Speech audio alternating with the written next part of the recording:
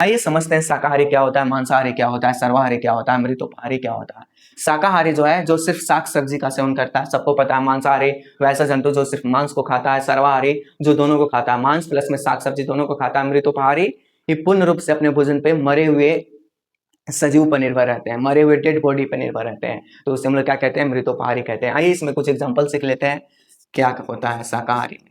शाकाहारी में एग्जाम्पल क्या हो जाएगा, गाय, भैंस, बकरी, ये सारे जो होते हैं ये शाकाहारी होते हैं।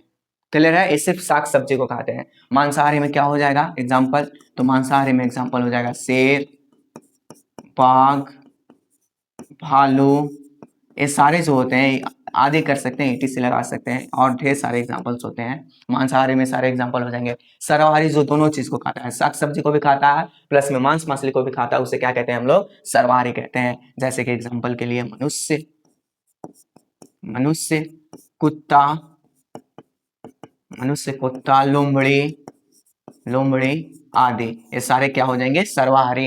और मृतोपहारी क्या होते हैं, जो सिर्फ मरे हुए डेड बॉडी पर निर्भर रहते हैं, डेड बॉडी को खाते हैं।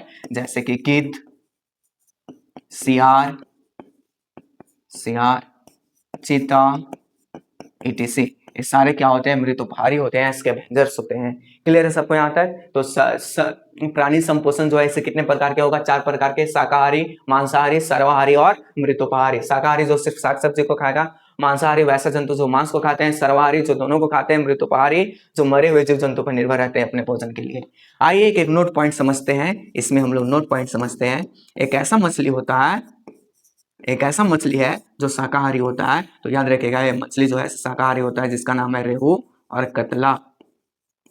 रेहू और कतला ऐसा मछली होता है जो शाकाहारी मछली होता है। देखे होंगे बाजार में कोई भी मछली कितना भी महंगा क्यों ना हो, रेहू कतला से ज्यादा महंगा नहीं होता, बहुत महंगा बिकता है, क्योंकि शाकाहारी मछली होता है। ये कीड़ा मकोड़ा को नहीं खाता है, पानी के अंदर जो भी छोटे छोटे पेड़ पौधे उगते हैं, लाइकेंस वगैरह उगते हैं, शैवाल वगैरह उगते हैं, उसको खा करके जिंदा रहता है रेहू और कतला। क्लियर है सबको यहाँ तक। तो ऐसा कौन सा मछली है जो शाकाहारी होता है, तो रेहू और कतला मछली जो है शाकाहारी होता है, इस बात को याद रखिएगा नोट पॉइंट में।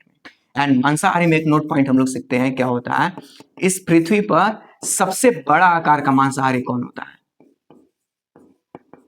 सबसे बड़ा आकार का, सबसे बड़ा आकार का मांसाहारी जंतु कौन होता है इस धरती पे, तो याद रखिएगा सबसे बड़ा आकार का मांसाहारी जंतु जो होता है वो होता है ध्रुवीय भालू। वैसा भालू जो पोल की तरफ रहता है, पोल कहे तो उत्तरी ध्रुव दक्षिणी ध्रुव, उसके तरफ, उत्तरी ध्रुव दक्षिणी ध्रुव की तरफ उगते हैं, सॉरी पाए जाते हैं, तो ऐसे भालू को हम लोग ध्रुवीय भालू कहते हैं। इस धरती पे सबसे बड़ा आकार का मांसाहारी जंतु होता है। क्लियर है सबको यहाँ तक, किसी को दिक्कत नहीं होना चाहिए। पूर्ण पूर्ण भोजी क्या होते हैं, प्राणी संपोषण क्या होता है, सबको क्लियर है। प्राणी संपोषण वैसे पोषण को कहते हैं जिसमें सजीव अपना भोजन ठोस या तरल रूप में भोजन ग्रहण करने की विधि से प्राप्त करता है, और इसमें आने वाले जीव को पूर्ण भोजी कहते हैं।